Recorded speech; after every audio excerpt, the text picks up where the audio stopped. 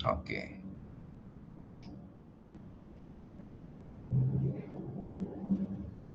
Baik, kita mulai kuliah pada hari ini. Assalamualaikum warahmatullahi wabarakatuh dan selamat pagi. Mudah-mudahan saudara-saudara semuanya beserta keluarga dalam keadaan sehat walafiat, terhindar dari segala penyakit termasuk wabah yang sementara saat ini merebak, yang memaksa kita terpaksa harus kuliah online, kuliah jarak jauh menggunakan fasilitas dari Google Meet ini. Ini adalah kuliah online kita yang ketiga. Saya tetap berharap dan tentu kita semua berharap mudah-mudahan minggu-minggu depan sudah bisa berjalan normal kembali. Dari yayasan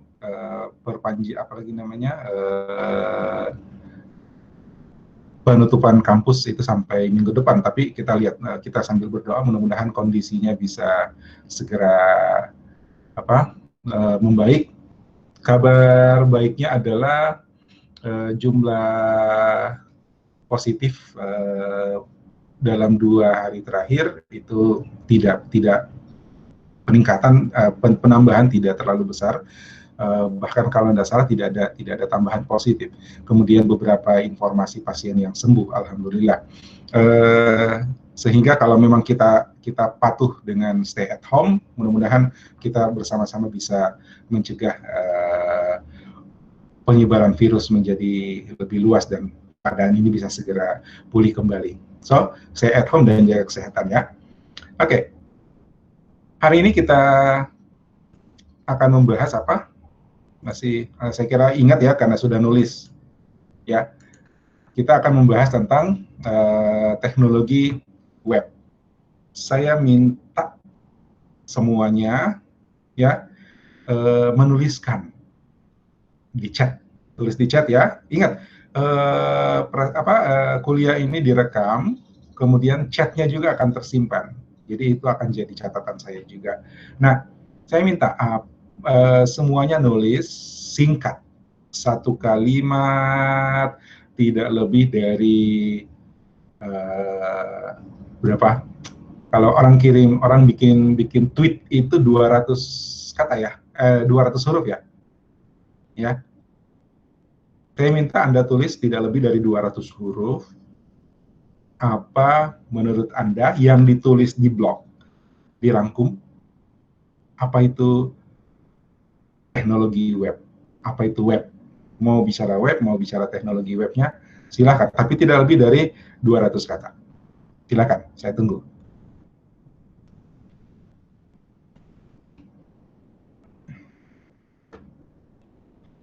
Oh ya, sambil Anda menulis, yang saya minta supaya ringan, ya ringan di Anda, tidak putus-putus, sebaiknya video dan mic dimatikan dulu, ya itu lebih ringan, lebih hemat kuota.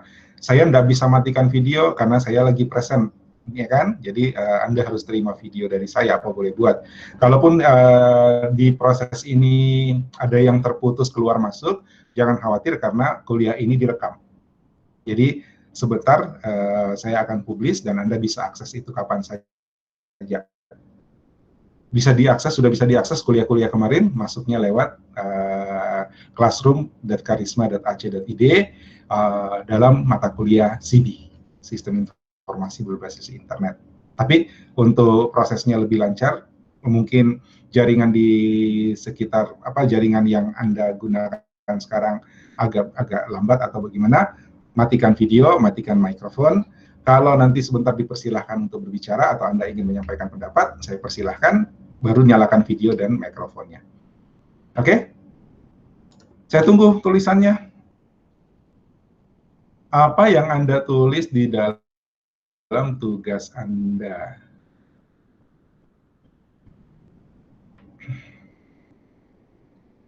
Web adalah kumpulan halaman, Franz Junior. Oke, lanjut. Next, siapa lagi? Kalau gitu, yang pertama masuk poinnya 10, nanti berkurang 0,5 ya. Ini udah terdata, ini otomatis dicatat ya, tersimpan loh. 10 jam 10:23 menit, Frans sudah menjawab. Nanti berikutnya berkurang 0,5, 0,5, 0,5 ya. Dari angka 10 nanti dikonversi jadi 100.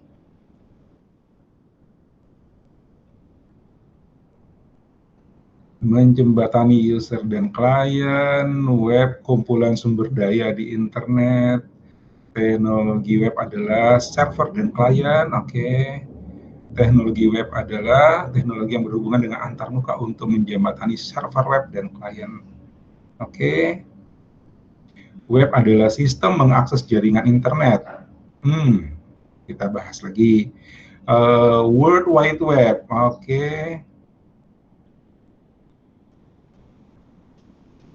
Aplikasi web, Yayan bicara aplikasi web. Oke, Alvin. Antarmuka menjembatani web server. Hati-hati ya, jangan-jangan kopas. Nah, itu. Oke, saya sudah ketemu 4 yang menulis menjembatani server web. Ya, menjembatani server web. Saya duga itu satu sumber, tapi please jangan sampai kopas ya.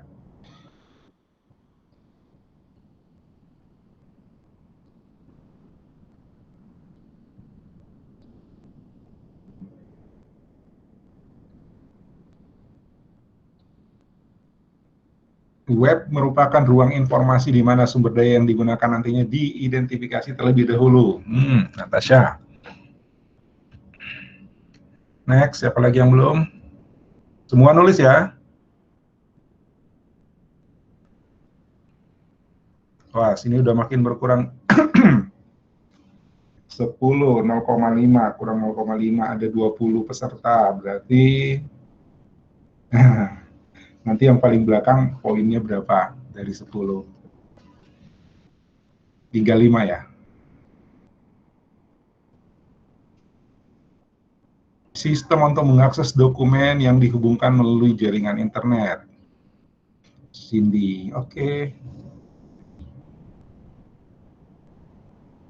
Teknologi yang bersangkutan untuk menyambungkan server web. Nah, menyambungkan server web itu yang berulang beberapa kali.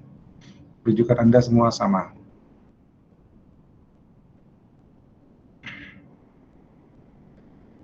Aplikasi berbentuk server. Aplikasi berbentuk server.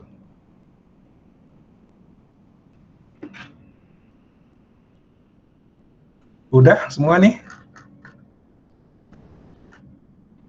Apakah... Oh, Farel ngulang ya, Farel ya? Di atas sudah ada Farel, sama. Mau pakai yang mana nih? Yang paling bawah apa yang paling atas? Kalau yang paling bawah sudah 0,5 kali berapa? Minusnya. Apakah Erik Batara paling belakang? Ada lagi yang belum? Kecuali yang belum masuk ya, mudah-mudahan yang belum masuk segera masuk.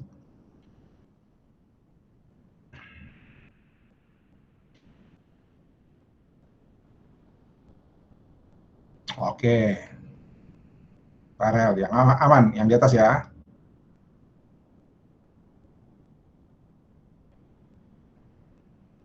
Oke, yang belum masuk tetap masukkan ya, yang belum nulis tetap menulis, sambil kita lanjut materinya. Oke.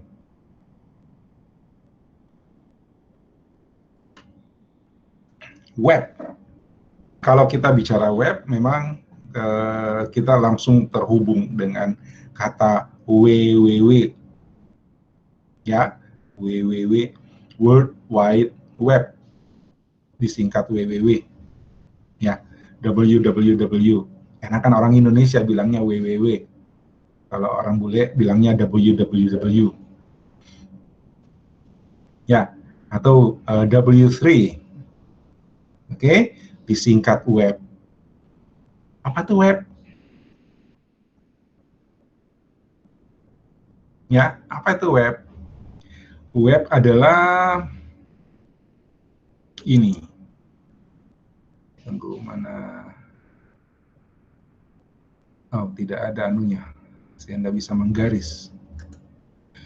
Web adalah interlink hypertext documents. Ya, interlink hypertext documents. Apa itu? Interlink ini adalah saling dihubungkan. Yang jadi pertanyaan, hypertext document. Jadi hypertext dokumen yang saling dihubungkan, saling di-interlink. Oke? Nah, pertanyaannya adalah, apa itu hypertext dokumen? Oke, kita simpan dulu. Nah, hypertext dokumen tadi yang dihubungkan itu diaksesnya lewat internet. Jadi ada dokumen ya sama, Anda bikin tulisan dengan MS Word, berarti disimpan sebagai dokumen Word. Anda membuat gambar pakai Photoshop atau pakai aplikasi grafis, kita simpan dan kita sebut itu dokumen grafik, citra, image. Ya, Anda membuat presentasi, itu kita sebut dokumen presentasi. Nah, dokumen-dokumen tadi, kalau kita misalnya mau membaca, contoh presentasi yang saya siapin, itu saya taruh di satu server. Mungkin kalau saya bikinnya dengan MS Word misalnya, karena ini yang bukan berbasis merek ya, bukan nggak ngomongin merek, karena memang ini yang selama ini kita sering gunakan, paling banyak digunakan. Nah, contoh dokumen Word, kalau Anda buat satu dokumen Word kemudian ingin dibaca oleh banyak orang, maka satu, dokumen MS Word-mu, dokumen Word-mu itu harus disimpan di tempat yang publik. Ya. Kedua, orang yang membaca juga harus punya program atau software Microsoft Word. Betul?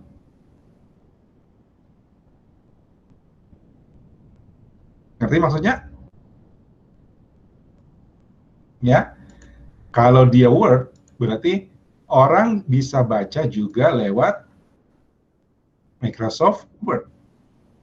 Kalau Anda bikin dokumen dengan PowerPoint, mau dibagikan ke orang, mau diakses sama orang, maka Anda harus meletakkan dokumen itu di tempat yang bisa diakses, dan harus yang mengaksesnya juga harus punya software yang sama. PowerPoint ya PowerPoint. Kalau Anda bikin aplikasinya bikin dokumennya grafik misalnya pakai CorelDRAW, itu tidak akan bisa dibuka di aplikasi lain selain CorelDRAW juga. Kebetulan Microsoft Word itu banyak software pengolah kata yang mirip dengan Microsoft Word yang punya yang punya converter untuk bisa mengkonvert dokumen Word supaya bisa dibaca di pengolah kata itu. Paham ya? Siapa tadi baru masuk? Pak Kita baru masuk, selamat datang. Pak Kita dari tadi, siapa yang barusan masuk? Helen ya? Oh, Helen. Sorry. Helen. Oke, saya lanjut. Gitu ya. Jadi kalau Anda bikin dokumen, entah dokumen apa, terus mau di-share, mau dikasih ke orang, satu yang Anda harus lakukan, tempatkan dia di tempat yang publik, di mana orang bisa mengakses, contohnya materi kuliah kita. Dan syarat kedua adalah orang yang mengakses itu harus punya software yang sama.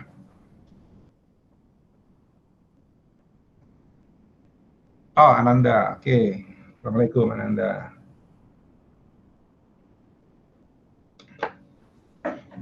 Ya. Nah,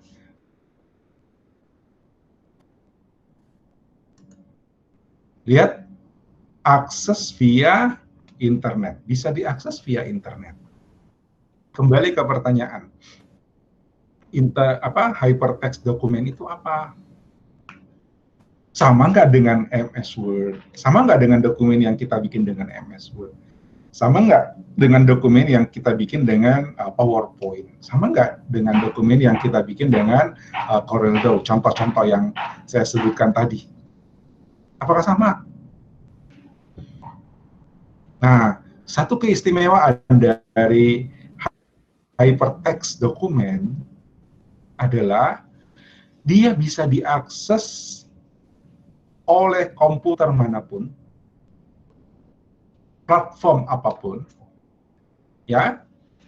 Kalau pada umumnya kita butuh web browser, software untuk membaca dokumen web,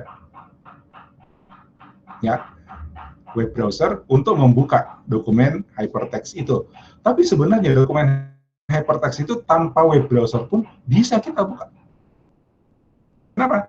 Karena memang formatnya yang betul-betul multi platform. Ya, nah, kita lihat. Nah, melalui web browser kita bisa melihat sebuah web pages, bisa melihat web pages. Apa itu web pages? Web pages, halaman web, ya dokumen hypertext tadi. Ini.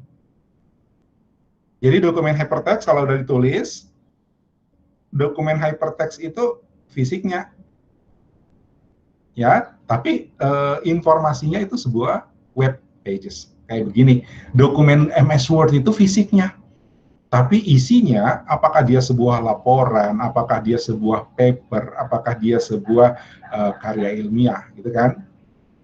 Ya. Nah, kalau hypertext itu fisiknya, dia akan tampil sebagai web pages, halaman web. Isinya bisa teks, bisa image, bisa video, Anda nonton YouTube kan? Ya, itu web. Ya, baca komik, ya, baca komik di internet. Ya, itu web. Oke, bahkan multimedia yang lain, suara, bahkan main game. Kemudian kita juga bisa berpindah dari satu dokumen ke dokumen yang lain. Oke, maka terbentuklah apa yang disebut dengan web. Tadi kan disebut di atas interlink. Satu halaman web, sebuah dokumen hypertext dihubungkan dengan hypertext yang lain. Apa tuh hypertext? Ini dia. Dokumennya sendiri berbasis teks. Artinya, kalau Anda mau membuat sebuah halaman web, Anda bisa menggunakan tools paling sederhana. Misalnya Notepad. Tulis web pakai Notepad, bisa? Bisa. Tulis web pakai pakai MS Word, boleh Pak? Boleh. Tapi toh nanti sebentar kalau kita save dia sebagai web, kita harus jadikan dia teks. Kenapa harus teks? Karena file bertipe teks, data bertipe teks, itu bukan data. File bertipe teks, itu bisa dibaca di semua platform. Sederhananya begini, Anda bikin informasi, nulis informasi pakai Notepad. Ya, Notepad Anda install Windows, itu aplikasi pertama yang ada kan. Nah, bikin tulisan di Notepad, terus Anda kirim ke banyak orang, tidak tahu orang yang Anda kirimi, teman yang Anda kirimi, itu menggunakan sistem operasi apa, platformnya apa, Linux, Windows, dan sebagainya. Yakin bahwa tulisan yang Anda tulis dengan Notepad tadi, itu pasti bisa dibaca.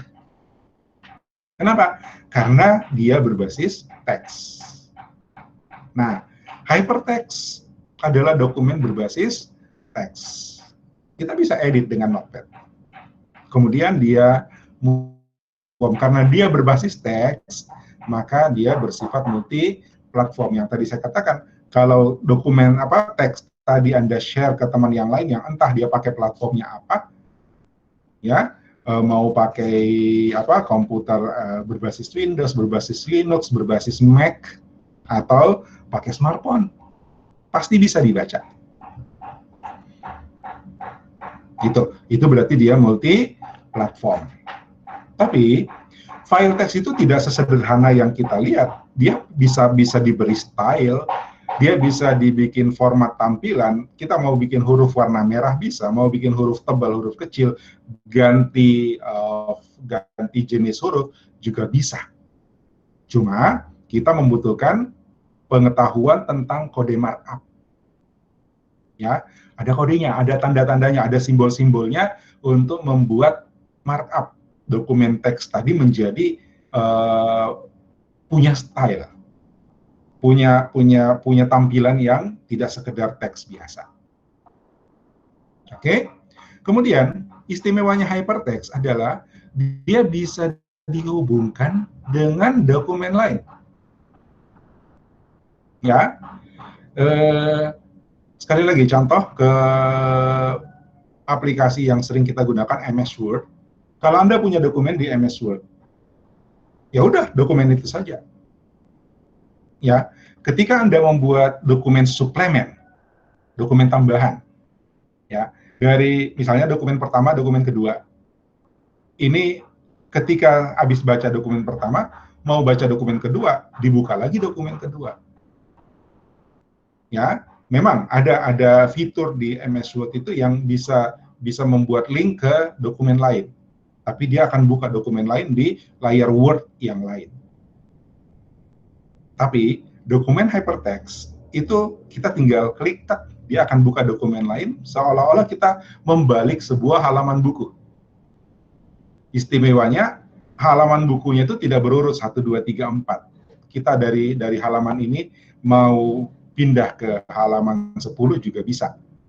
Tinggal kita klik mana isi yang kita mau baca, berdasarkan isi informasinya. Ya, itu yang disebut dengan hyperlink.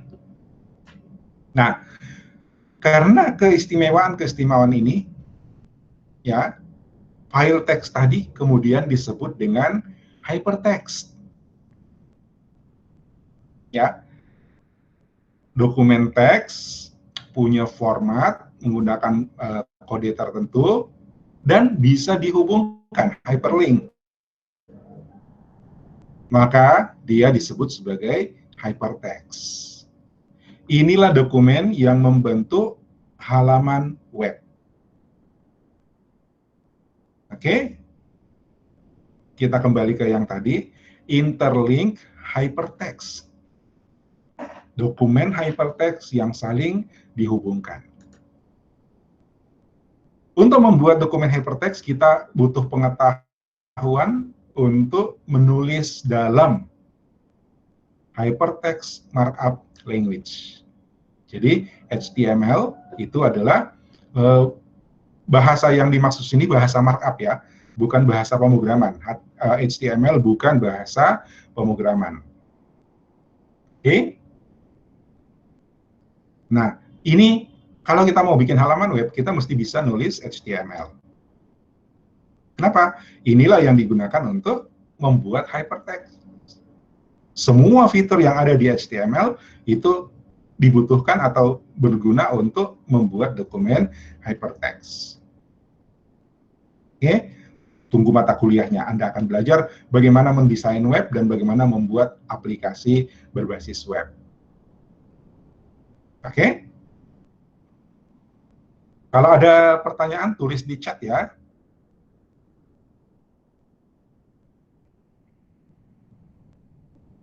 Lanjut. Nah, ini gambarannya. Ya. Hypertext. Ini satu dokumen hypertext.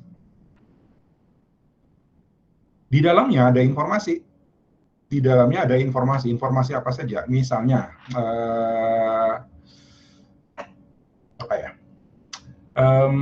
Ini informasi tentang mata kuliah sistem informasi berbasis internet, gitu ya. Nah, ini kalau kita di sini ada link mata kuliah materi pertama. Kalau kita klik, kita pindah ke dokumen hypertext yang lain yang isinya materi pertama. Ada informasi di sini. Jadwal, misalnya, jadwal kuliah. Kalau kita klik jadwal kuliah, kita pindah ke dokumen hypertext yang lain yang berisi jadwal kuliah. Di sini ada tugas. Misalnya, saya klik tugas, maka saya pindah ke dokumen hypertext yang lain yang berisi informasi tentang tugas. Maka, di sebuah dokumen hypertext, selain informasi yang disajikan, juga ada link. Ya, ada daftar halaman-halaman lain yang kita bisa langsung melompat kapan saja, cukup dengan klik. Oke?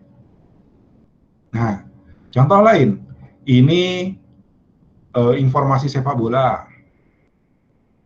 Ya, kalau saya klik pindah ke stadion, informasi tentang stadion. Kalau saya klik pindah ke informasi tentang tim. Kalau saya klik pindah informasi tentang jadwal.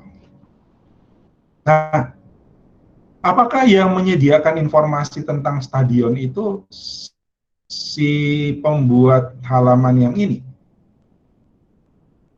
Ya, misalnya IPL, ya, IPL, English Premier League. Nah, English Premier League, pemilik IPL itu cukup bikin web tentang IPL aja. Ya, nanti kalaupun dia bikin tentang tim, dia bikin daftar tim. Lalu ketika daftar tim itu kita klik, kita kemana? Kita ke halaman lain lagi tentang tim, misalnya kita klik di sini ada tim Liverpool. Kita pindah ke halaman yang cerita tentang Liverpool. Apakah itu disediakan oleh IPL? Enggak, yang sediakan itu adalah tim manajemen dari Liverpool. Lihat, dokumen yang satu ternyata membutuhkan dokumen yang lain dan mereka saling berkait. Jadi, sudah bisa dibayangkan, kalau ini misalnya hobi masak, ya, ini dokumen yang disediakan, katakanlah saya ambil contoh, misalnya Cindy hobinya masak, misalnya, ya, tapi di dalam resep masakan dia bilang butuh minyak goreng belilah di sini. Misalnya Franz jualan minyak goreng, contoh, ya. Ternyata dalam resepnya si Cindy ada ada bahan ayam potong. Untuk beli ayam potong, belilah di sini. Nah, Cindy tidak perlu bikin situs, tidak perlu bikin dokumen tentang minyak goreng, biarkan penjual minyak goreng yang bikin informasi tentang produk minyak gorengnya. Cindy tidak perlu bikin halaman web tentang ayam potong, biarkan si penjual ayam potong yang membuat informasi tentang ayam potongnya. Sehingga kalian bisa membayangkan bagaimana web itu bisa begitu lengkap. Ya kan? Ya. Bagaimana web itu bisa begitu lengkap? Semua yang kita cari ada di sana. Karena kebutuhan informasi satu orang itu membutuhkan dukungan informasi yang lain. Dikembangkan oleh pihak yang lain. Dukungan informasi yang lain dikembangkan oleh pihak yang lain. Sehingga menjadi satu rangkaian yang sangat besar. Seandainya saya bisa menggambarkan semua dokumen web di dunia, tak mungkin. Ya, maka ini akan membentuk coba kau periksa mumpung lagi di rumah, periksa sudut-sudut kamar, belakang lemari, ya, ada benang-benang halus, ya, ada benang-benang halus, berkait-kait. Nah, kalau seluruh dunia digambarkan seperti itu, apa yang saya maksud? Apa yang saya maksud? Ada yang tulis? Di belakang lemari, di sudut-sudut kamar, lemari buku. Apa yang saya maksud? Ya, ada yang tulis. Tulis di chat. Apa yang saya maksud?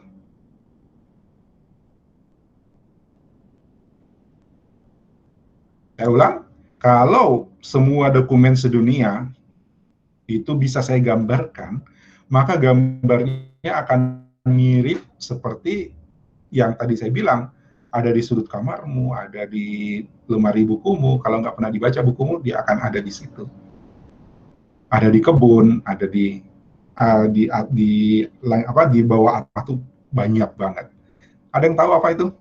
Jaring laba-laba, Juan, betul. Jaring laba-laba, bahasa Inggrisnya apa, Juan? Spider web, Pak. Spider web.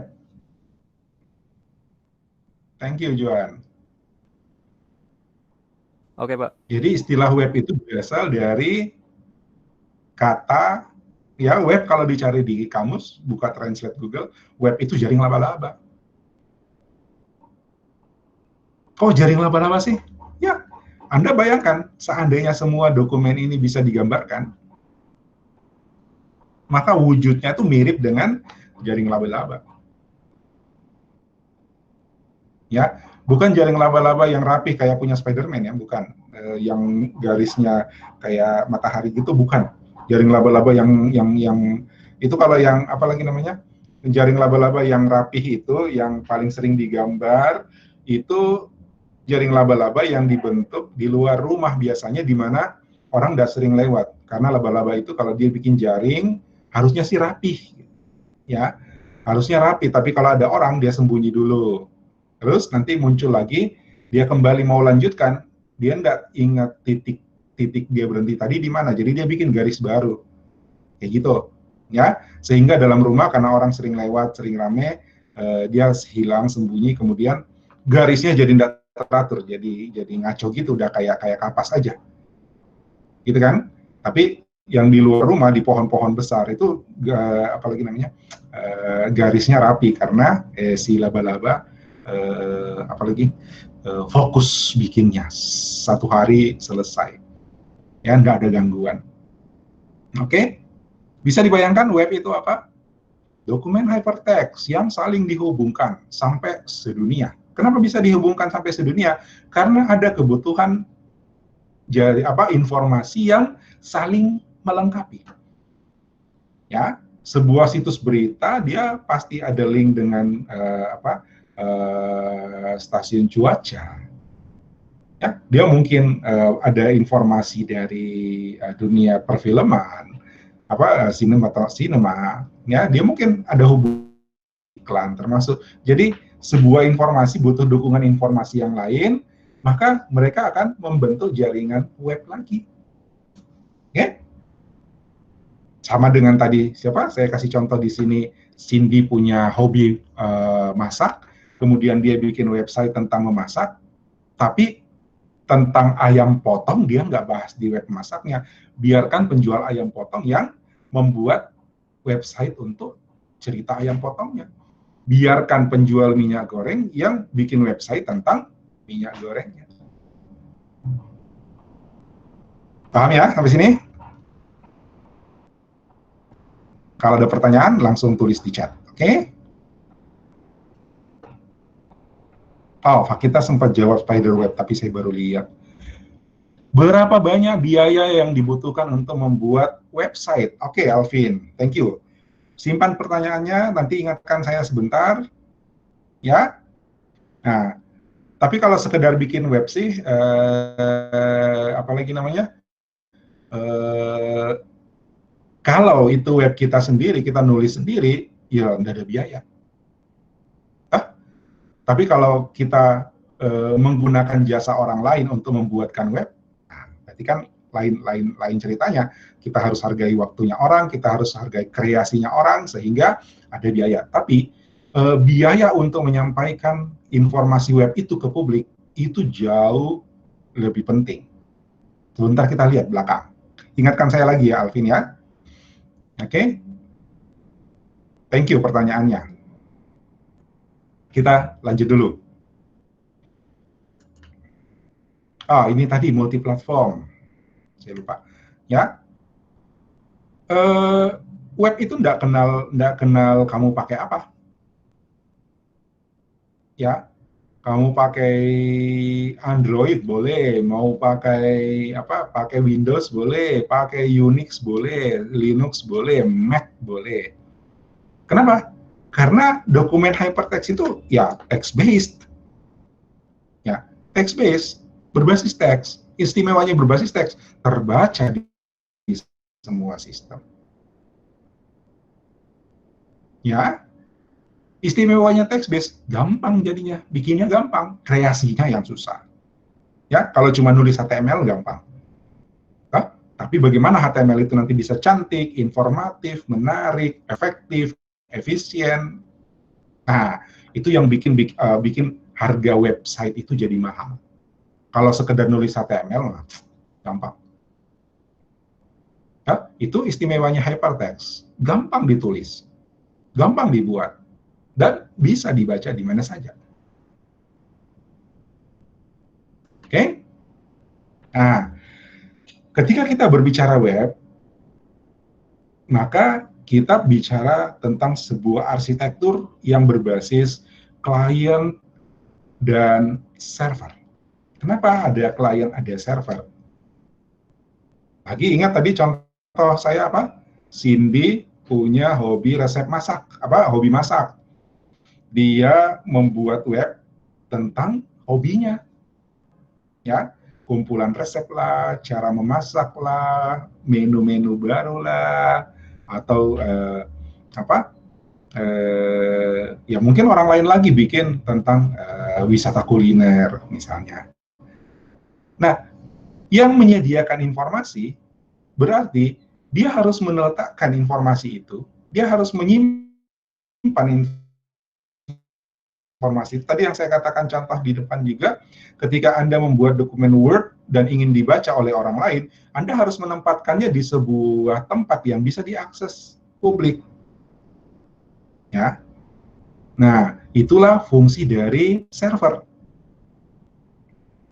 Jadi server di sini fungsinya menyediakan layanan web. Kalau cerita web, kita sebut web server. Ya. Web server otomatis dia menyediakan layanan untuk web. Layanannya apa? Menyediakan dokumen hypertext. Menyediakan dokumen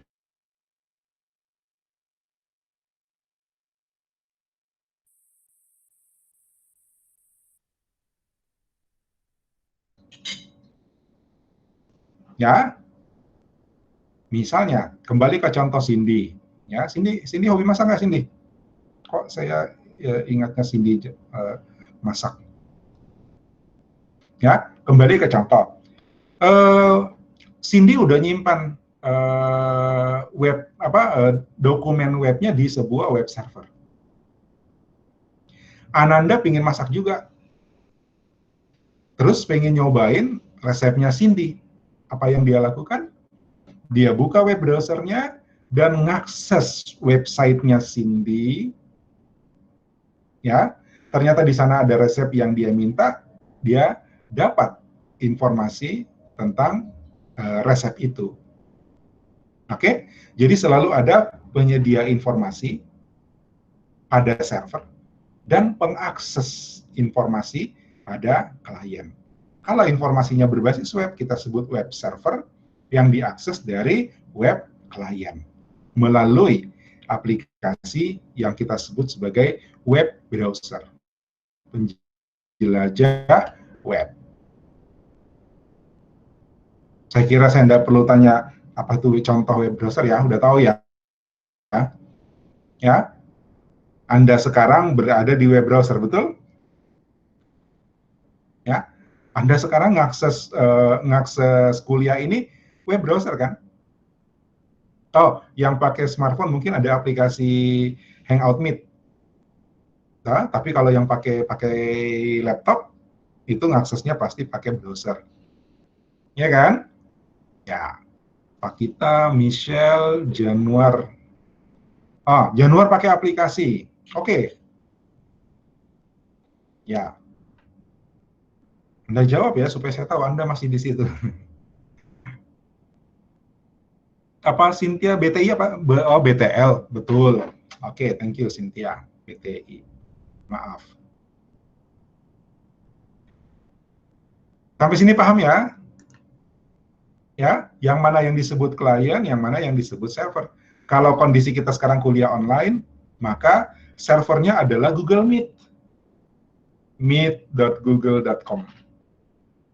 Ya kan? Saya, kamu ngaksesnya dari web browser. Kita adalah klien dari Meet. Meet itu web lah. Sekarang kita berhadapan dengan web. Ya, ingat tadi di depan kita bahas ada dokumen, ada gambar, ada video, ada multimedia yang lain. Inilah dia. Kita bisa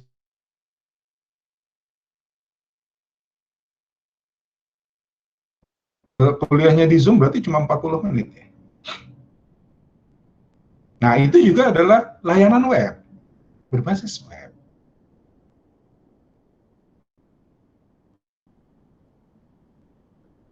Januar, ianya apa? Ianya ada yang pakai Zoom.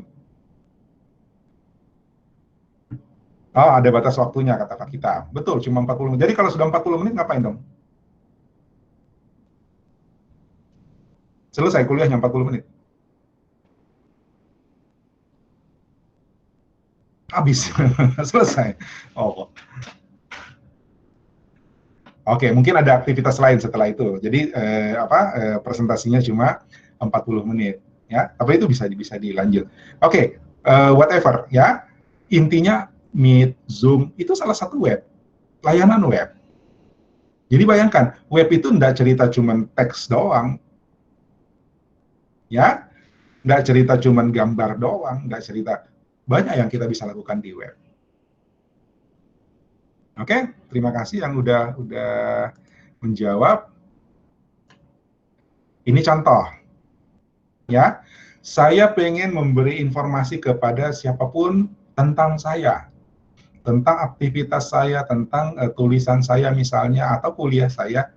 Maka, maka saya bikin website sofyantaif.com. Ya, itu berarti saya memiliki sebuah web server yang menyediakan layanan akses untuk informasi web saya bernama sofyantaif.com. Boleh diakses sofyantaif.com, walaupun isinya hanya halaman depan saja. Belum kemana-mana, itu baru satu halaman saja. Ya, nah Anda kalau mencoba sekarang boleh, misalnya berarti Anda jadi web client dari web saya. Aksesnya ke http://sofyantaif.com, dapatnya web server, lalu kemudian Anda mendapatkan satu halaman indeks HTML. Oke? Ada yang udah lihat websitenya? Ya, kalau Anda mau lihat ya nggak apa-apa. Ini contoh. Ya, ini contoh. Lanjut. Oh, kok tiba-tiba web dinamis? Bentar. Web itu ya ada, untuk membuatnya bisa pakai banyak cara sebenarnya. Ya, kita bisa nulis pakai Word, tulis dulu pakai Word, lalu kita save as jadi web, nanti dia simpan jadi HTML, berikut semua konfigurasi seolah-olah dia sebuah dokumen Word, tapi nanti filenya jadi gede banget. ya. Atau kita nulis pakai Notepad, lalu pakai tag-tag HTML, jadi dokumen web. Atau kita nulis pakai tools untuk nulis web, jadi dokumen web. Atau kita bisa bikin program, ya, kita bisa bikin program untuk menghasilkan dokumen web. Ya. Kalau dokumen web itu ditulis dari HTML, tulis isinya HTML, terus di HTML, ditulis pakai HTML, kemudian dipublish, dia jadi web. Tapi ketika kita ingin merubah isinya, ya, ketika kita ingin merubah isinya, maka kita harus merubah kode HTML-nya. Artinya apa? Dokumen web yang kita tulis langsung dengan HTML itu berarti dia bersifat statik. Ya, statik. Udah isinya segitu, kita ketik apa adanya, segitu yang muncul dengan format HTML-nya. Tapi kalau misalnya kita menggunakan pemrograman, ya, maka kita bisa membuat web yang dinamis. Apa itu web yang dinamis? Web yang isinya berubah sesuai dengan keadaan pengguna, waktu, tempat, dan lain-lain. Atau pilihan-pilihan dari pengguna. Ya, tapi membangunnya dia pakai pemrograman yang nanti outputnya juga HTML, tapi tidak HTML-nya langsung kita tulis dengan kode program. Kalian siap-siap, nanti akan ada mata kuliah itu. Ya. Nah, web dinamis ini yang dipakai untuk situs berita, misalnya. Contoh, saya sebut aja merek ya, detik.com. Detik.com di awal kemunculannya dulu itu menjanjikan berita setiap detik, sehingga sampai hari ini orang merujuk ke detik.com dengan harapan ada berita terbaru dengan cepat, gitu kan? Ada informasi baru, kita cepat tahu dengan baca detik.com. Nah, apakah nanti pada saat orang ngakses baru kemudian isinya ditulis? Ya, enggak. Berita itu masuk semua ke database-nya, nanti kalau diakses, judulnya baru dibaca dari database, muncul informasinya. Karena webnya dibuat secara dinamis. Atau contoh lain, Anda buka email, akun email Anda di Karisma ACID. Ya, nama Anda underscore berapa? Underscore 20 ya. Ya. Maka yang Anda buka itu adalah email Anda sendiri, betul? Ya. Yang Anda buka pasti email Anda sendiri, bukan email teman Anda. Itu yang kita maksud dengan sesuai dengan keadaan pengguna. Saya ngakses email Karisma kita, yang saya baca adalah email untuk saya, dan itu web-based, berbasis web. Ya, bukan emailmu. Kenapa? Yang ditampilkan adalah semua email yang berhubungan dengan saya saja. Itu web dinamis. Jadi web Karisma yang Anda baca itu adalah web dinamis. Itu web. Dibangkitkan dengan pemrograman. Atau Google Classroom misalnya. Kalau ada mahasiswa yang pakai Google Classroom atau dosennya pakai Google, atau jangan Google Classroom, classroom.karisma.ac.id. Udah pada masuk belum? Udah pada masuk belum? Pada masuk ya. Aktivitas kita, oke, Willy, Alvin, Natasha, Michelle, Cindy, Haryogi, Fakita, Putri. Oh, sudah, sip. Nah, itu adalah web. Ya, ketika Anda masuk ke situs Classroom Karisma ACID, apa yang Anda lihat? Ada mata kuliah lain selain mata kuliah yang kamu programkan?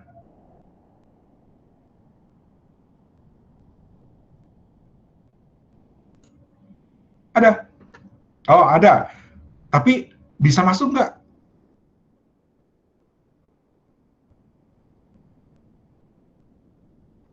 Ya, kalau bukan mata kuliahmu, kamu nggak bisa masuk.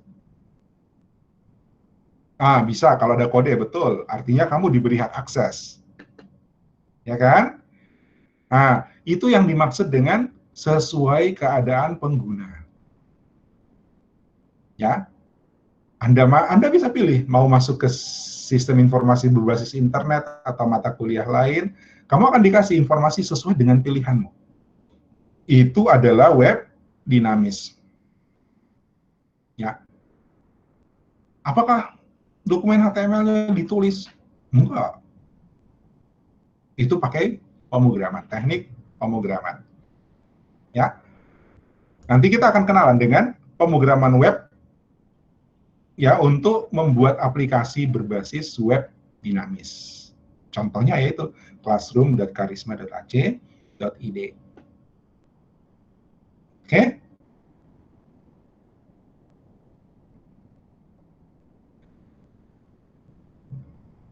Nah, ini web dinamis. Kalau yang ini tadi webnya statik. Jadi dokumen di halaman saya itu udah segitu. Anda baca halaman mana, dikasih halaman itu. Pindah halaman, dikasih halaman itu. Ketika isinya mau dirubah, saya harus edit dulu HTML-nya, edit dulu isinya, nanti Anda akses sudah dapat yang baru. Tapi bayangkan kalau informasi yang ada di situ itu banyak banget, satu. Dua, harus sesuai dengan kondisi waktu. Ya, tiga, harus mengenali ini siapa yang request, misalnya. Ya, maka tidak ada cara lain, kita harus membuatnya menjadi web dinamis. Kembali ke contoh Classroom tadi. Bagaimana cara kerjanya? Kalau tadi ini hanya request response, ini request permintaan, ini respon, ya, balasan, selesai. Tapi kalau dia dinamis, kita request, ternyata yang kita request itu HTML yang dilengkapi dengan script program. Ya, kalau programnya itu dikenali oleh web server, maka web server langsung melakukan eksekusi terhadap program itu. Hasilnya adalah HTML. Dikasih ke browser Anda dan tampil langsung hasilnya. Contohnya Classroom. Ya. Jadi ada kondisi di mana programnya dikenali oleh server, sehingga dieksekusi oleh server. Lalu kemudian yang Anda terima itu HTML murni. Nggak ada program, nggak ada kode programnya. Atau kemungkinan kedua adalah script program itu tidak dikenali oleh server. Dikirim ke Anda bersama dengan HTML-nya. Ya. Dan nanti ternyata program itu dua kemungkinan aja. Kalau nggak dikenal di server, dia dikenal di klien. Ya. Kalau nggak dikenal di server, berarti dia akan dikenal di web browser. Kalau nggak dikenal di web browser, kemungkinan dia dikenali di server. Kalau dikenali di server, maka dia dieksekusi di server. Kalau tidak dikenali di server, dia akan dikirim ke browser. Browser pasti kenal. Dan dieksekusi di browser. Kalau program itu dieksekusi di server, maka kita sebut server-side program. Server-side programming. Kalau dia dikenali di sisi klien atau browser, maka kita sebut dia client-side programming. Oke? Dicatat dulu terminologi ini karena ketika kita bicara web ke belakang, ada berapa kali nanti mata kuliah yang konteksnya web, itu akan selalu bicara ini. Client, server, server-side, client-side. Ingat ya, ketika program itu, web dinamis itu, kode programnya dikenali oleh server, dieksekusi oleh server, maka dia masuk kategori server-side program. Ketika program itu, script program itu dikenal oleh web browser, maka dia masuk kategori client-side program. Kenapa? Dieksekusi di web browser. Nah, akibat dari web dinamis, maka muncullah yang disebut dengan aplikasi web. Aplikasi web itu tidak lain dari web dinamis. Classroom Karisma CID itu web dinamis dan itu sebuah aplikasi. Apa itu aplikasi? Program untuk sebuah pekerjaan, untuk membantu pekerjaan. Tapi program itu tidak diinstal di komputermu, tidak diinstal di smartphone-mu, tapi dia jalan di web. Artinya apa? Disimpan di web server, dieksekusi di web server, atau dieksekusi di web browser. Kalau dieksekusi di web browser, kita sebut apa? Ingat? Kalau dieksekusinya di web browser, kita sebut apa? Ayo. Ayo. Ingat? Client side. Oke, saya kira Anda ada yang ingat. Ya, kalau dieksekusi di web browser, berarti dia adalah client side program. Tapi kalau dia dieksekusi di sisi server, berarti dia server side program. Oke? Nah, web dinamis kemudian berkembang menjadi aplikasi web. Kok bisa jadi aplikasi? Kembali ke konteks apa ya? Mengolah data menjadi informasi. Gitu kan? Itu kuliahmu paling pertama tuh pasti bahasanya itu. Apa gunanya komputer? Mengolah data menjadi informasi. Ada proses input, ada mekanisme input, proses, output. Dan gitu. Ya. Input, proses, output. Nah, aplikasi web atau web dinamis kan berarti bisa ada dialog antara halaman web itu dengan pembacanya, dengan kliennya. Pembacanya bisa masukin data, berarti terjadi input. Ya kan? Kemudian, bisa terjadi proses, karena ini sebuah programming, ini sebuah program, bisa terjadi proses. Prosesnya bisa di server, bisa di klien. Udah, dua terjadi kan? Input, proses. Nah, lalu output. Outputnya HTML. Ya, outputnya HTML. Informasi hasil proses tadi, server atau klien. Apa yang diproses? Input data dari pengguna, input data dari pembaca. Bisa? Bisa. Paling simpel apa? Anda masuk Classroom Karisma CID. Apa yang pertama kalian lakukan ketika masuk Classroom Karisma CID? Apa yang pertama kalian lakukan? Login, Cindy, thank you. Login. Apa yang Anda masukkan ketika login?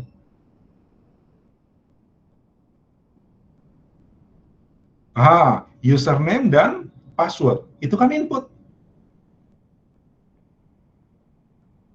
Ya. Itu kan input. Setelah diinput, oleh server dicek. Betulkah nama usernya, betulkah passwordnya, cocok nggak nama user sama passwordnya? Itu kan processing.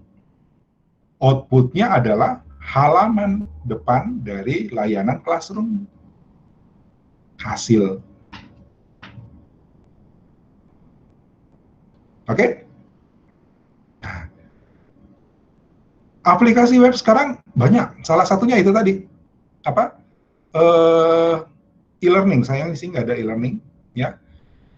Yang paling banyak kita temukan sekarang, satu, sosial media. Ya, Facebook. Apalagi? Instagram. Apalagi? Ya. Ada WhatsApp di web, berbasis web, ada. Ya. Kemudian foto sharing, berbagi foto, Instagram paling banyak yang akses. Ya. Search engine itu aplikasi. Anda input kata kunci, diproses cari kata kunci yang cocok dengan yang Anda input. Outputnya apa? Daftar alamat web yang mengandung kata kunci yang Anda cari. Email, webmail Karisma ACID, itu aplikasi web. Urusan-urusan saintifik ada di web. E-commerce, belanja online, ya, yang suka belanja online, itu adalah aplikasi web. Tokopedia, Bukalapak, Blibli, ya, pergi-pergi, yang suka pergi-pergi pasti banyak beli-beli.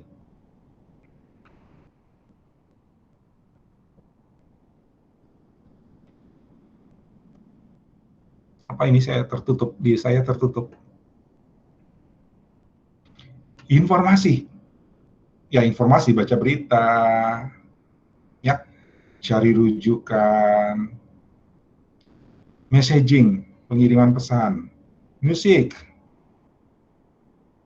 work, kerja. Sekarang orang ngantar di rumah, tapi semua pekerjaannya ada di web.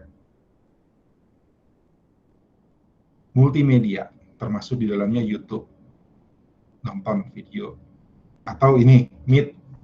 Ya, ini adalah sebuah aplikasi web. Makin banyak, luas banget. Dulu, sekarang istilah ini udah jarang dipakai, tapi ini merujuk pada internet sebenarnya. Disebut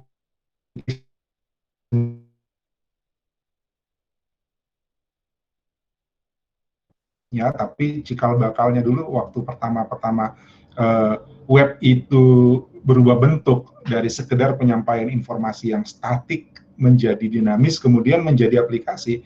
Orang nyebutnya rich internet application, ya, yang sekarang kita sebut aja web application. Jadi apa itu? Itu adalah aplikasi seperti aplikasi desktop biasa, ya. Jadi kalau contoh yang paling sering kita pakai misalnya MS Word lagi, ya, MS Word kan kita install tuh, ya kan? Berarti dia aplikasi desktop, tinggal di komputermu. Tapi sekarang enggak, kita bisa pakai MS Word-nya online. Atau Google Docs. Google Docs nggak perlu diinstal, masuk kita bisa langsung pakai, tak perlu diinstal, ya kan? Nah, itu adalah web application. Dan tetap dia adalah web berbasis client server. Nah, nanti ada yang penting dengan client servernya. Kita lihat nanti. Ya, rich internet application. Internet application, aplikasi berbasis internet yang web based.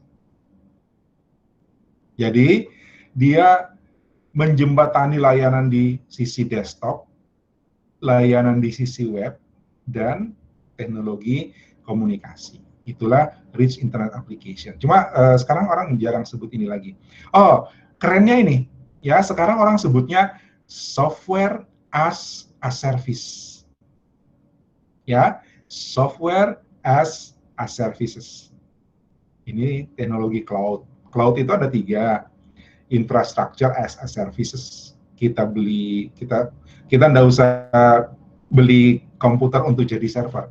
Kita numpang di internet. Itu infrastructure as a services.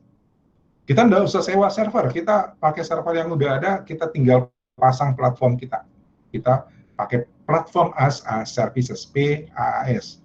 Dan software as a services. Kita nggak usah beli software untuk diinstal di komputer kita langsung pakai yang sudah ada, Google Docs, apalagi. Nanti ada contoh-contoh ya. Kedepannya bisa jadi komputer itu nggak butuh hard disk besar. Ya, nggak butuh hard disk besar. Cukup install sistem operasi, ada Mi web browser-nya, selebihnya ada di web. Itu kekuatan web sekarang. Ya, selebihnya ada di web. Ketika kita mau bekerja, mau ngetik dokumen, kita buka web browser, masuk aplikasi dokumen. Kita mau manajemen project, ada aplikasi manajemen project. Kita mau menggambar, ada aplikasi grafik di internet. Dan semuanya berbasis web. Ya, kalau pekerjaanmu tidak terkait, bahkan edit video itu bisa sudah ada di internet, sudah ada versi web. Jadi ngapain kita punya, apalagi namanya kita punya hard disk besar-besar mahal, spek kegedean, ya buat ngetik pakai ROG. Ayo angkat tangan, bilang saya yang ngetik pakai ROG.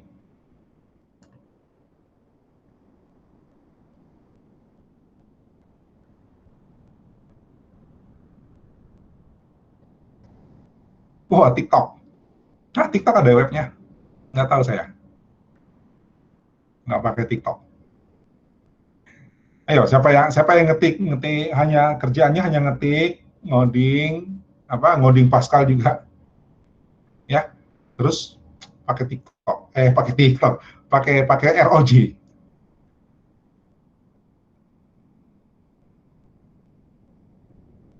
Ada. Pak kita ROG.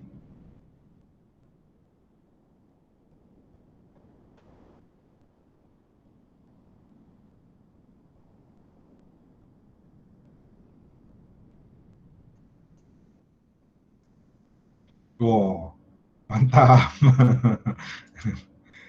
Oke, bersyukurlah Anda punya ROG. Ya, oke, tidak salah, ya, tidak salah. Cuman apa? Eh, ya iya, saya istilah ringannya kegedean gitu kan. Ya, besok-besok komputer itu ya kita tetap butuh layar besar. Ya, jadi komputernya mungkin tidak akan mengecil.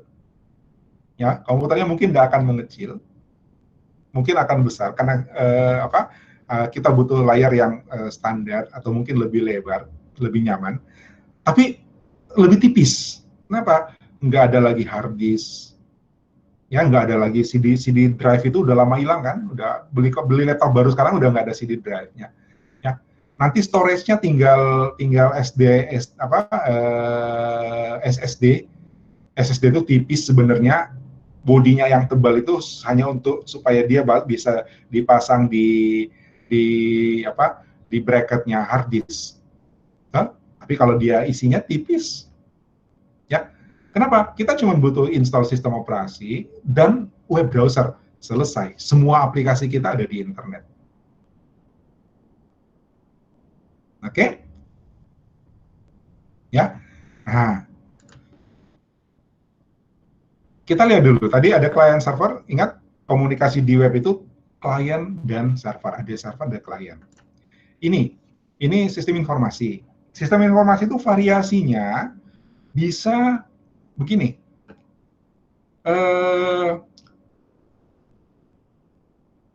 Dari kanan ya. Ini dari kanan. Yang kemarin, dulu, sekarang masih ada yang pakai, interface-nya, logiknya, processing-nya, pengolahannya, itu di lokal. Di klien, di komputer kita. Ini berarti programnya harus diinstal. Kemudian data disimpan di lokal. Gitu kan? Ya. Apa misalnya aplikasi, ya. Contoh aplikasi yang Anda sering gunakan. Nah, kapan data itu disimpan di server? Ketika data itu mau di-share ke orang, mau dipakai sama-sama. Ya. Ini yang terjadi saat ini kebanyakan. Ya. Arsitekturnya seperti ini. Interface, penggunaan user, kemudian processing-nya, dan datanya disimpan di lokal. Ini berarti diinstal. Ini butuh hard disk yang besar. Ya, Data disimpan di server hanya untuk berbagi, hanya untuk sharing, hanya untuk co-working, bukan co-working, apalagi namanya tim, ya, team working. Atau processing dan interface di lokal data online. Apa misalnya? Ini database server, kemudian aplikasinya baca database server. Ya, jadi datanya simpan di server, lalu aplikasinya lokal. Ya, barangkali kalau saya kasih contoh kasir, misalnya program kasir di supermarket, contoh ya. Jadi programnya diinstal di semua kasir. Interface kasirnya tersedia di semua komputer, tapi datanya tidak disimpan di situ. Datanya disimpan di server. Jadi pemilik supermarket udah bisa langsung ngecek bagaimana kondisi data, transaksi, dan sebagainya. Atau sebagian logiknya, sebagian processingnya disimpan di server. Ya, sebagian processingnya disimpan di server. Ini sebagian logik masih ada di kita, masih ada di lokal, masih ada di klien, interface-nya juga di klien. Atau di kita tinggal interface-nya. Logik dan datanya itu semuanya di server. Ini kira-kira mulai dari sinilah internet application, web application itu. Ya, di mana di klien, di kita itu tinggal interface. Interface artinya bagian yang memberi kita interaksi, ya, input data, baca hasil, itu interface. Nah, proses semuanya terjadi di server, data terjadi simpannya di server. Ini kedepannya, ya, akan seperti ini. Ini yang saya katakan bahwa komputer akan menjadi lebih tipis. Kenapa? Processing semuanya di server. Dan data simpan di server. Oke? Persoalannya adalah kalau di sini kita butuh space yang besar, konfigurasi yang besar, spesifikasi yang kompleks. Ya. Dan di share. Ini kebutuhan networknya sudah cukup intens karena datanya selalu disimpan di server. Ini kira-kira sama dengan kamu pakai aplikasi apa di smartphone-mu misalnya. Semuanya aplikasimu diinstal di smartphone, terus datanya selalu disimpan di server. Tapi ke depan itu di kita tinggal interface, jadi hanya butuh layar dan aplikasi kecil untuk penghubung ke logiknya. Dan ini teknologi web sudah seperti ini. Ya, Anda menggunakan aplikasi Gmail misalnya atau akun emailmu Karisma CID, itu udah ada yang diinstal. Semuanya ada di server. Semuanya ada di server. Yang Anda lihat itu tinggal interface-nya. Bahkan ya kayak gini. Ya, Classroom Karisma CID. Ya, itu e-learning kita ya seperti ini. Apa buktinya interface-nya ada di server? Kalau adminnya merubah tampilan, maka di kamu berubah. Ya kan? Kalau logo di Classroom Karisma CID diganti sama admin, maka di kamu berubah. Karena interface-nya dirubah. Kalau layout-nya dirubah sama admin, maka tampilan di kamu juga berubah. Paham ya dengan ini? Nah, web application itu seperti ini. Ya, kalau mobile application, sebagian logik di kita, sebagian logik ada di server. Kita install, ada proses juga yang masih dikerjakan di server. Oke? Ini web application. Oh, ini rich internet. Cuma sekarang yang mobile udah pakai gitu. Ini mobile, kemudian ini desktop application. Oke. Nah, ini perkembangannya web, ya, text format and link, kemudian masuk teks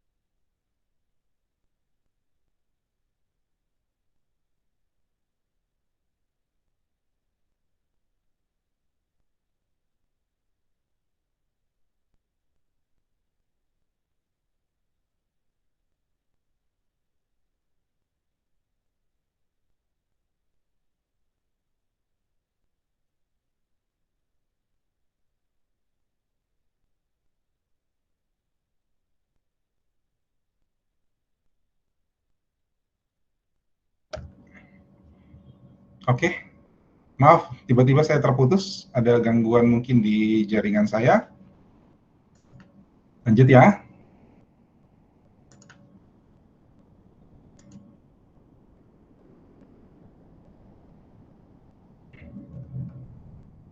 Halo, masih bersama saya kah? Jangan-jangan pas saya keluar tadi semua pada keluar. Oke, thank you. Wah, saya nggak lihat chat yang di atas. Saya dapat chatnya yang terbaru setelah saya putus. Mudah-mudahan terekam semua. Oke. Nah, web application udah sekarang kita di eranya web application dengan rich internet application. Ya, orang sekarang sudah sulit membedakan web application sama rich internet application karena web application udah kaya sekarang, udah bisa macam-macam, sampai main game, edit video, edit foto, itu semuanya udah bisa dilakukan di web. Nah, di sini ada bahas sinkronus dan asinkronus. Yang mana yang disebut dengan sinkronus dan asinkronus? Ini teknologinya, ya. Kalau web biasa, web application itu dari klien, ya, browser melakukan request, satu kali request, kemudian respon balik. Dari respon ada request lagi, ya.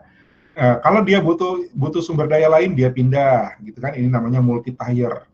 Jadi kalau ini webnya, ini database-nya, mungkin dia butuh database, dia ke sini. Jadi ceritanya ini satu kali request, satu kali respon.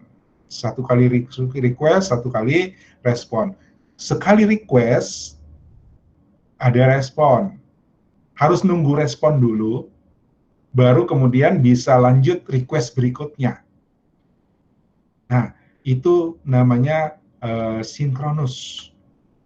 Jadi, kalau kita input data, kita send dulu atau submit dulu, dia kirim, baru kemudian tunggu sampai ada responnya, baru kita bisa lanjut proses berikutnya.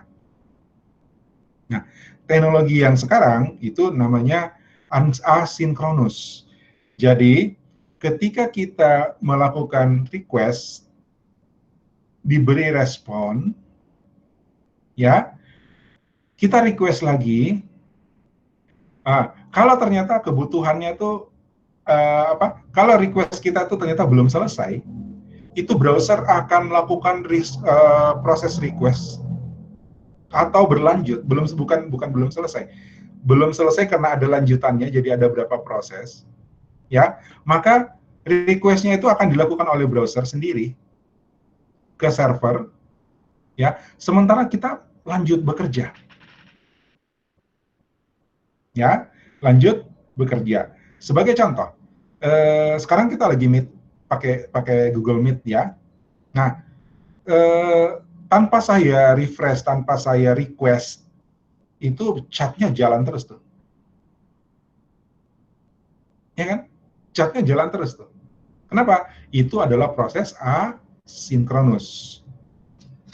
Ya, itu adalah proses asinkronus. Proses yang berjalan di latar belakang. Jadi tidak sekali request, sekali respon. Kalau request respon, itu berarti kalau saya mau lihat chat terakhir, saya refresh dulu. Refresh berarti request ulang kan ke server. Ya, dapat informasi terbaru, update, gitu kan. Nah, kalau ini tidak, di belakang, di latar belakang, kita nggak tahu, prosesnya berjalan terus, request, respon, request, respon. Itu yang membuat aplikasi kita seolah-olah berperilaku seperti desktop, aplikasi desktop. Kecepatannya seperti aplikasi desktop. Sama kalian mengetik dokumen di Google Docs misalnya, ya, sambil ngetik, itu programnya otomatis nge-save,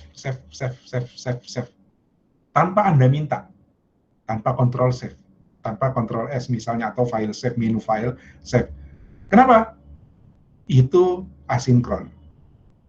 Ya, dia melakukan itu karena kita bekerja dalam jaringan. Bekerja dalam jaringan ada kondisi disconnect. Ya, ada kemungkinan kondisi disconnect. Jadi, kalau kita disconnect, maka kemungkinan data kita hilang. Untuk mengantisipasi, dia melakukan save. Tiap kali ngedit, save. Tiap kali ngedit, save. Nah, itu prosesnya terjadi secara asinkronus. Jadi, asinkronus itu, kita nggak tahu ada proses yang dilakukan oleh browser di belakang. Kita hanya berurusan dengan interface tampilan saja. Kita bekerja seperti biasa, padahal di belakang servernya, browsernya sibuk mengerjakan apa yang nanti kita butuhkan. Gitu. Ya, itu terjadi proses asinkronus. Ini kekuatan dari aplikasi web sekarang. Dan Anda paham ini, supaya nanti ketika dapat kebagian membangun aplikasi web, Anda tahu prinsipnya. Oke? Untuk membangunnya kita butuh HTML5, ya, HTML5 sekarang, CSS, JavaScript, Ajax. Sekarang Ajax jarang dipakai, orang sekarang pakai JSON, ya, JSON. Kemudian kita akan kenalan dengan API, ya, Application Programming Interface, atau mau pakai Java juga boleh. Mungkin belum kenal dengan Java, ya. Ini contoh aplikasi web, ya. Google Docs, Anda mungkin sudah sering pakai. Sketchpad ini buat gambar nih, ya, Sketch.io. Bikin gambar mirip dengan Paint. Trello, tahu Trello? Trello ini manajemen project. Jadi dari situ kita tahu pekerjaan kita itu sudah selesai yang mana dan mau lanjut kemana. Ya, mana yang sudah selesai, mana yang lagi dites, mana yang lagi dikerjakan, mana yang sudah selesai. Contohnya ini lagi dikerjakan, belum testing, gitu kan? Nah, kita tahu kalau ada tim kita beberapa orang di sini, kita tahu siapa ngerjakan apa, udah sampai mana. ya. Itu. Ini ada 2. Oke, ini contoh aplikasi web untuk manajemen project. Ini paling akrab dengan kita sekarang, ya. Google Maps, nggak tahu tempat, nggak pusing, udah nggak tersesat nih, ya. MyHeritage, pernah pakai ini? Ya, cobain MyHeritage. Sayangnya ada batasan berapa ratus orang yang bisa masuk, ya. Kalau mau lebih kita mesti bayar. Siapa tahu ternyata kita punya link dengan orang terkaya di dunia, kan lumayan. Ya, MyHeritage itu pohon keluarga. Jadi siapa menikah dengan siapa, anaknya nikah dengan siapa, cucunya siapa, gitu, ke bawah. Itu aplikasi, ya. Dan ini cukup keren. Evernote ini saya pakai bikin catatan, ya. Masih ada yang pakai memo di smartphone, aplikasi memo, ya. Oh, ini sorry, linknya salah. Linknya tadi lupa ngedit nih. MyHeritage, masih MyHeritage. Ya, ini evernote.com. Ya, evernote.com. Ini nulis catatan, ya. Jangan di memo di smartphone. Kenapa? Ketika kamu factory reset, ya, maka memomu hilang. Ya, nggak ada cara untuk backup, nggak ada cara untuk ambil. Nah, Evernote itu nyimpan memonya di internet. Ya, kita bisa nyatat, dan dari smartphone ke komputer itu bisa nyatatnya di smartphone, bacanya di komputer, atau sebaliknya bisa ngedit di komputer, buka di smartphone, bisa. Yang baru ada Google Keep, itu sama dengan Evernote, ya. Saya baru coba juga Google Keep, nanti bertimbang-timbang apakah saya lanjut Evernote atau pindah ke Google Keep, ya. Mirip fiturnya sejauh ini, mirip. Mockingbird, nah ini nanti kalau Anda belajar desain web, ya, ini untuk bikin rancangan interface, ya, user experiences, user interface, UX, UI. Oke, ini tadi pertanyaannya Alvin. Berapa biaya, gitu ya Alvin, ya? Berapa biaya yang kita saya nggak bisa lihat lagi chat yang di atas, tadi habis terputus. Oke, Alvin, thank you, dia ulangi. Berapa biaya yang dibutuhkan untuk membuat website? Nah, sekali lagi saya ulang, bikin webnya gampang. Ya, bikin webnya gampang. Ya kan? Yang mahal itu desainnya. Karena web itu 2 syaratnya. Harus benar, harus bagus. Kalau benar tapi tidak bagus, sayang, mungkin nggak dibaca orang. Kenapa? Begitu lihat, ini kayaknya webnya tidak profesional deh, jelek banget. Padahal isinya benar, ya, nggak akan dibaca orang. Kalau webnya bagus, tapi isinya nggak benar, itu orang hanya akan baca sekali. Wow, ini web bagus. Tapi pas dibaca, kok gini sih? Ya kan? Ngawur, tidak valid, ngarang, tidak bisa dipertanggungjawabkan. Berarti webnya nggak benar. Walaupun bagus. Hanya dibaca sekali dan tidak akan dibaca lagi.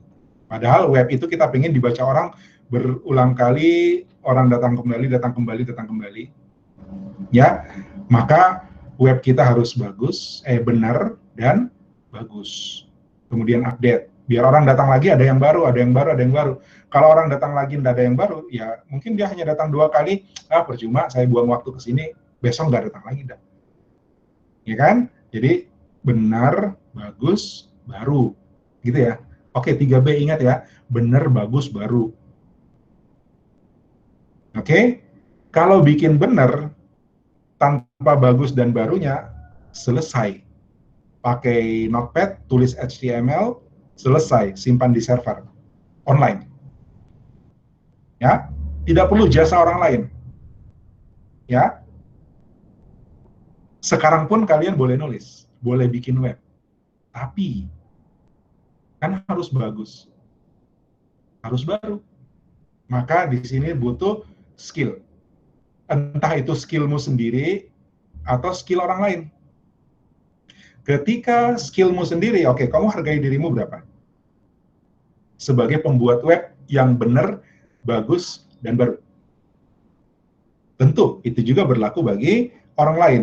Ketika dia akan membuatkan webmu, tentu ada penghargaan ke dia. Oke? Baik itu waktunya, skillnya, karena kita nggak punya misalnya, so kita suruh orang lain gitu kan. Saya, apalagi namanya, mau tebang pohon di rumah saya, pohonnya udah gede banget, udah tua, nggak ada buahnya, saya tebang. Tapi karena saya nggak bisa ngerjakan itu sendiri, saya butuh skill orang lain, saya bayar orang itu untuk mengerjakan pekerjaan itu, kan begitu. Ya, seandainya saya bisa ngerjakan sendiri, minimal apa? Saya butuh alat. Berarti saya harus keluar biaya untuk alat. Oke? Itu dari sisi webnya. Benar, bagus, baru. Kalau bikin benar, kita mungkin bisa ngerjakan sendiri. Tapi kalau bikin bagus dan selalu baru, kita mungkin butuh skill orang lain atau kita harus belajar untuk mendapatkan skill itu. Lagi-lagi kita butuh biaya. Betul nggak? Kuliah pemrograman web, desain web itu nanti kok dapat di semester, katakanlah semester besok, berarti kan kamu KRS lagi kan? Ada ongkos lagi kan? Iya kan? Nah, itu harus kita hargai. Jadi kalau tanya, berapa biaya? Oke, satu, penghargaan terhadap skill dan waktu dari orang yang membuatkan. Saya nggak bisa tentukan harga, tapi ada biaya, ada elemen biaya itu. Yang kedua adalah ini, web server. Apa itu? Web server tadi kita udah cerita kan, ada server, ada klien. Tugasnya server apa? Satu, dia harus nyimpan dokumen web. Kita sebutnya hosting. Ya, kita bikin dokumen, mau dibagi ke orang. Ya, mau dibagi ke orang. Bagaimana orang bisa dapat dokumen ini? Kita harus taruh di tempat yang umum yang bisa diakses oleh orang. Itulah web hosting. Web hosting itu web server yang menyediakan tempat untuk menyimpan dokumen web kita sehingga siapapun boleh mengakses. Ya, tugasnya web server dia listen ke jaringan, dia mendengar jaringan, artinya jaringanmu harus 24 jam. Setiap saat kita mau bikin web, tolong ya website saya hanya bisa diakses jam 8 pagi sampai jam 6 sore. Ish. Ya, klien kita di Amerika beda waktu, beda 8 jam. Bagaimana caranya? Maka web itu harus online. Kita serahkan ke server. Dia akan mendengarkan ke jaringan sepanjang dia online. Kemudian menunggu request dari klien dan memberi respon terhadap request itu dan mengeksekusi script kalau ada. Tadi ada cerita server side program.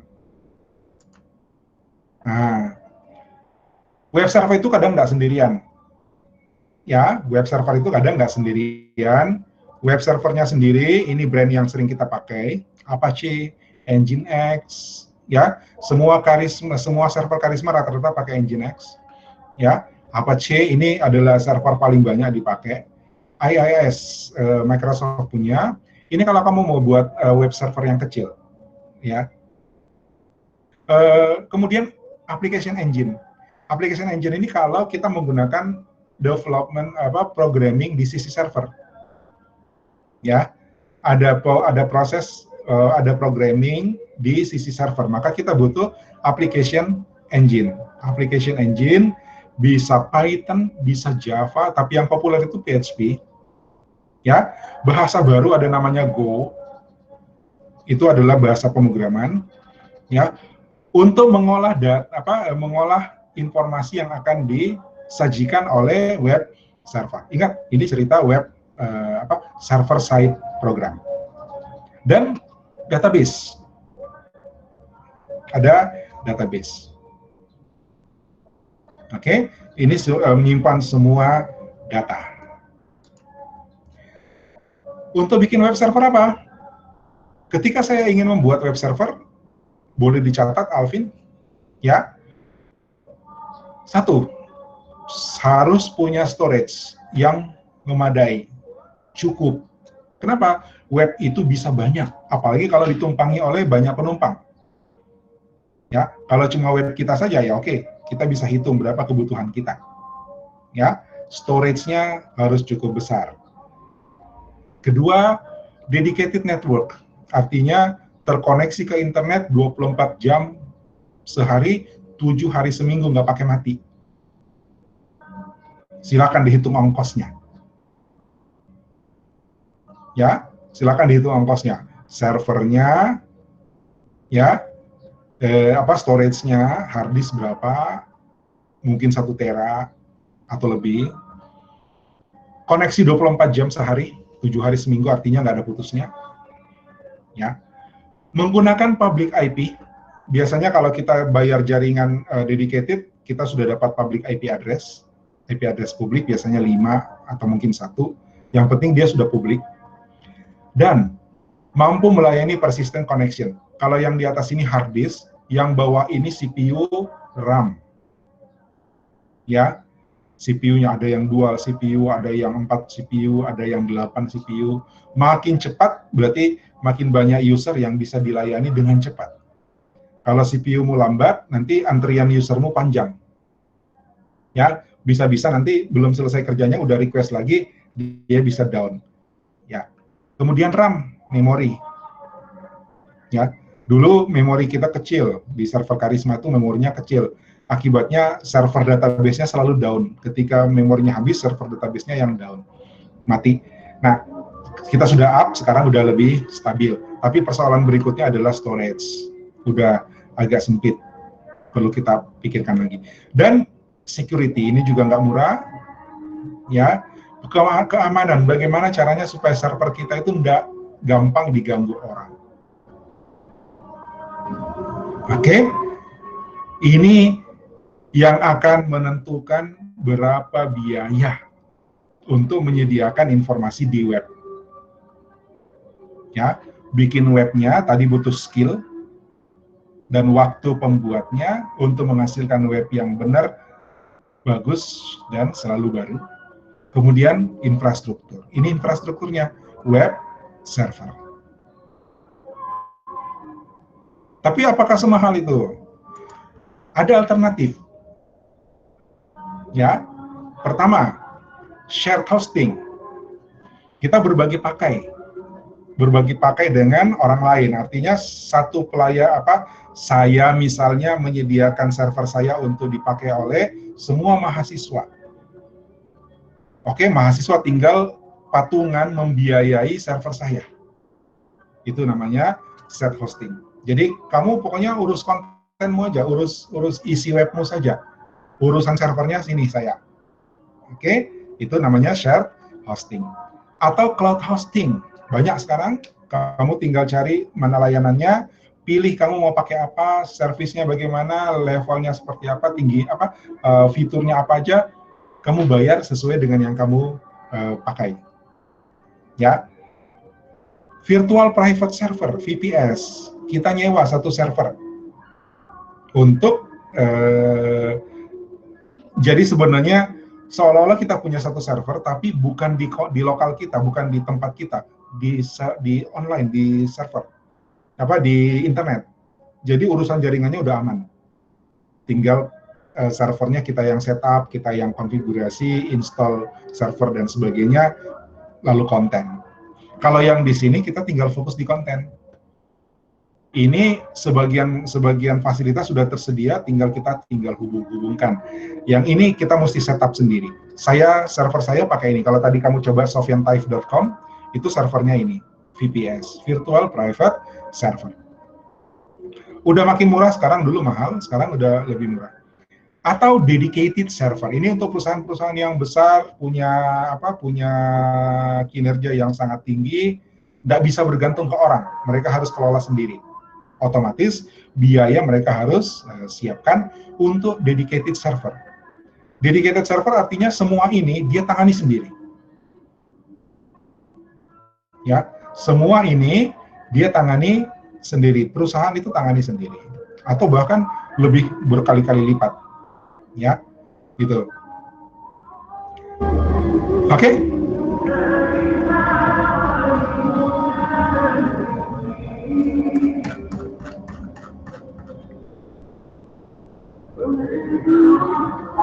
Oke, ini adalah gambaran. Kira-kira kalau Alvin bertanya berapa sih biayanya, nah bayangannya seperti itu. Angkanya saya nggak bisa sebut karena sangat-sangat beda variasi.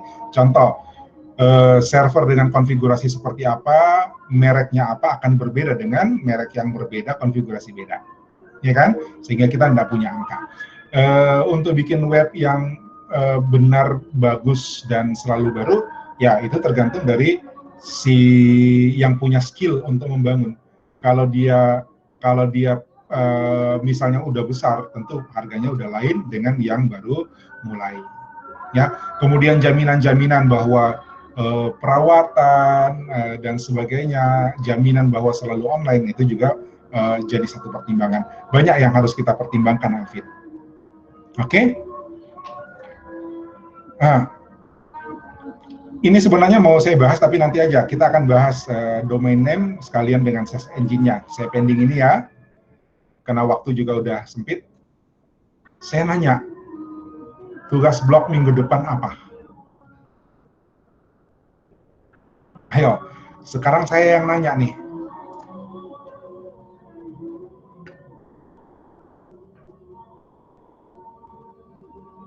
Sekarang saya tanya, tugas blog minggu depan apa? Oke, Michelle, teknologi mobile. Dapat info dari mana, Michelle?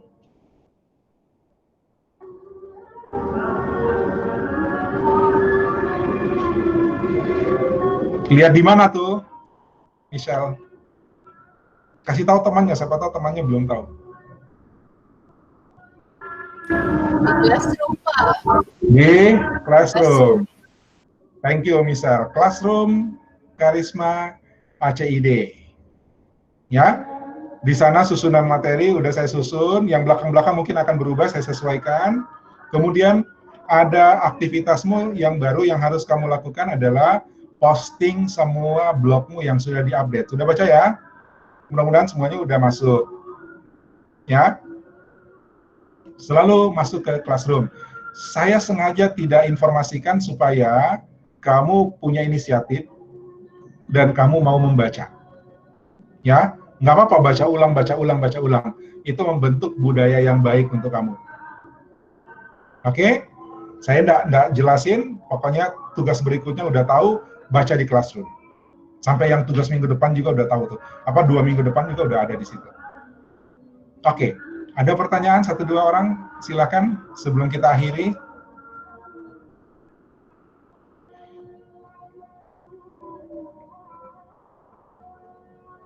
Oke, Cynthia, silakan.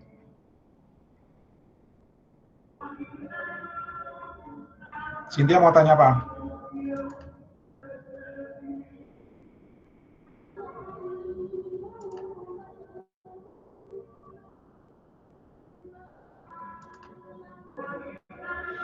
Halo, Cynthia, silakan. Ngomong nih biar cepat. Pak, Iya. mau tanya, itu digital transformation juga mau direvisi kan, Pak? Karena itu materinya, Pak, Nggak usah, kalau digital transformation langsung posting saja. Oh, langsung posting Iya, saja langsung Pak? posting saja, iya. Oh ya, Ada lagi? Pak, makasih. Itu aja? Iya, Pak. Oke, ada lagi?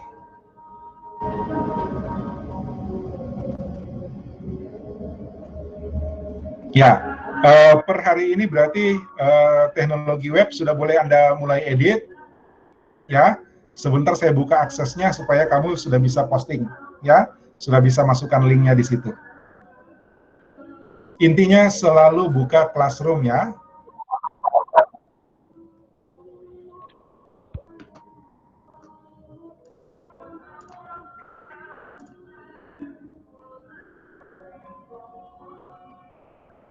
Ya, Nanda bertanya apa? Jadi minggu depan teknologi mobile. Oke, teknologi mobile. Oh, ada pertanyaannya Alvin. Apa perbedaan antara web page, website, web server, dan search engine? Wah, gini, web page itu berarti satu halaman. Ya, web page itu berarti satu halaman. Tunggu, saya pindah dulu ke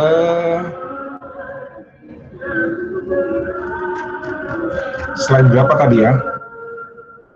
4.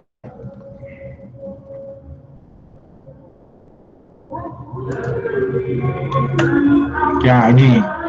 Nah, pertanyaannya Alvin, apa bedanya web page? Tadi Alvin, apa bedanya web page, website, web server, dan search engine? Nah, web page itu satu halaman ini, Alvin. Ya, web page itu satu halaman ini. Tapi satu halaman ini kan mungkin informasinya belum cukup. Misalnya, tadi katakan ini tadi resep masakannya Cindy. Ya, Cindy nggak punya satu resep saja, dia punya banyak resep. Ya kan? Berarti ada halaman web yang lain kan? Ada dokumen hypertext yang lain kan? Nah, semua web itu disimpan dalam satu website. Jadi kalau dibilang apa web page, apa website, website itu kumpulan dari beberapa halaman web yang informasinya saling berkaitan. Ya, jadi dalam satu website ada banyak web page. Paham ya? Dia disebut web page karena di dalamnya ada banyak, disebut website karena di dalamnya ada banyak web page. Tapi web page itu semuanya berkaitan secara langsung. Kalau dia tidak secara langsung, maka dia akan dialihkan ke website yang lain. Nah, jangan dikumpulin di satu website, supaya websitemu tematik sifatnya, sesuai dengan tema yang kamu mau sajikan. Oke, web server tadi sudah jelasin ya, web server. Oke, baca lagi, dengarkan lagi rekamannya. Search engine itu adalah layanan untuk melakukan pencarian website. Ya, layanan untuk melakukan pencarian website. Karena website di seluruh dunia itu udah begitu banyak, maka ada penyedia jasa seperti Google, Yahoo, Bing, ya, untuk melakukan indexing semua halaman web.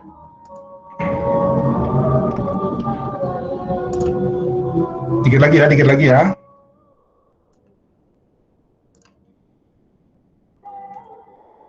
Ya, ini search engine. Fasilitas pencarian informasi dalam jaringan web. Karena web itu banyak banget, ya, sampai jutaan bahkan miliaran mungkin sekarang, itu ada jasa seperti Google misalnya, itu melakukan indexing. Jadi semua halaman web itu dibaca. Ada namanya web spider-nya mereka. The web spider itu program yang melakukan penelusuran, crawling, ya, membaca satu halaman web, kemudian kalau ada link dia ikut link itu, baca lagi halamannya, ambil semuanya, lalu disimpan di database-nya.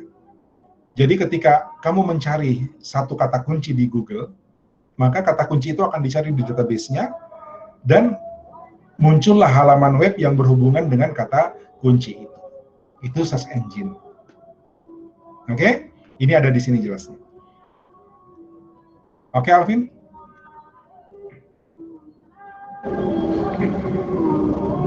Jelas ya, Alvin ya? Nanti kalau misalnya belum jelas, tanya jawab, karena waktu kita sekarang udah terbatas, ya. Tanya jawab kita lanjut di classroom ya. Oke, thank you Alvin. Ya, kalau masih ada pertanyaan, silakan mengajukan pertanyaan tertulis di classroom. Ada fitur chatnya di sana. Ada forumnya. Ada layanan forumnya. Jadi pertanyaan sekarang saya nggak layani lagi di WA group. Nah, yang tentang konten mata kuliah kita bahas di forum di classroom. Oke?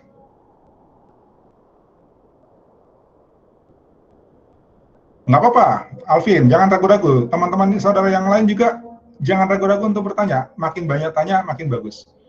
Ya? Oke? Nah, sekarang kalau misalnya sekarang di sini waktunya kita terbatas, di classroom Anda boleh tanya tentang materi apa saja di lewat forum ya, melalui forum.